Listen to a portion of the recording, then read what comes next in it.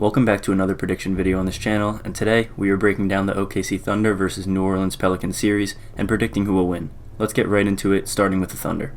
Gilgeous-Alexander and Jalen Williams led this young team to success this year as SGA ascended to one of the best players in the world, while Williams had his own push for stardom. Before this season, whenever I saw an opponent convert over their undersized rim protectors, I would wonder how OKC would look with a true big man, and the answer to that question is incredible. After missing the entire season last year, 2022's number 2 pick Chet Holmgren debuted and looked not just like a veteran, but like an all-star. He quickly proved to be the perfect missing piece on both ends, an efficient stretch big who can pull opposing bigs out of the paint, creating wider driving lanes for OKC slashers, a real threat to create his own shot off the dribble, and a formidable rim protector. The result of this was the Thunder now being the NBA's number 3 offense and number 4 defense, and having the West's best record. With Holmgren at center, SGA, Williams, Josh Giddey, and a variety of high-level role players, the only thing OKC's missing now is experience. Now is the time for this team to gather that postseason experience. What was the most eye-opening thing about the Pelicans this season? Well, we got compelling evidence that the big three of Zion Williamson, Brandon Ingram, and CJ McCollum doesn't really click, because New Orleans was outscored by 25 points in 737 minutes with them all on the floor. New Orleans started off 12-11 due to early season injuries and an embarrassing blowout loss to the Lakers in the in-season tournament, bouncing back to become one of the NBA's strongest teams. The Pelicans had a top-tier defense led by perimeter stopper Herb Jones, who happens to also shoot 42% from 3, a steady stream of contributions from a second unit featuring Jose Alvarado and Larry Nance Jr., as well as a strong individual production from their stars, most notably Zion Williamson. Zion stayed healthy enough to play 70 games for the first time in his career. He dropped weight, defended better, and looked both more explosive and more dominant as the season went on.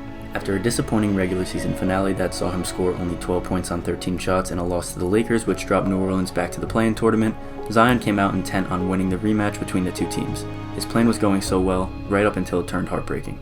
What should have been a great moment for him, dropping 40 points on 17 for 27 shooting, turned into another disappointment. This disappointment was the inability to cross the finish line, another loss to the Lakers, and an injury that cost him not only the second play-in game but most of this first round.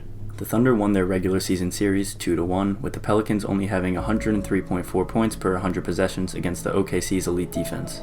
The Pelicans' only win came back in November, with Ingram, Alvarado, Marshall, and Trey Murphy III all sidelined. Despite all those absences, the Pelicans came back from a 22-point first-half deficit thanks largely to dominating in possession, forcing 14 turnovers that led to 23 points, and grabbing a season-high 22 offensive rebounds that produced 14 more field goal attempts and led to 27 second-chance points.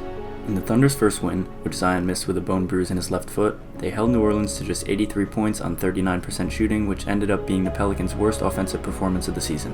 In their second win, they won against the strong Pelicans team with a 29-point, 10-assist night from Zion, pulling off a 12-0 run in the final 3 minutes to grab the win. The Pelicans scored 108.5 points per 100 possessions against OKC's defense in 71 minutes with Zion on the floor, and a weak 91.4 points per 100 possessions in 73 minutes without him. For however long Zion's hamstring keeps him off the floor, the Pelicans are going to have to find lineups that can score enough without him to hang with Oklahoma City. If they can't, the Pelicans might not survive long enough to give Zion a chance to make a late series comeback. So, what is my final prediction?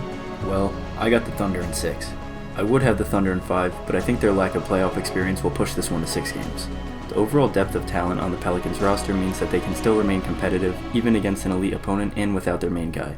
I think the best chance the Pelicans had of pulling off an upset was with Zion bullying Chet and OKC's smaller help defenders. Maybe he comes back, and he's able to make something happen later in the series, but I think that ship has sailed unfortunately, and that's enough for me to pick OKC to move on.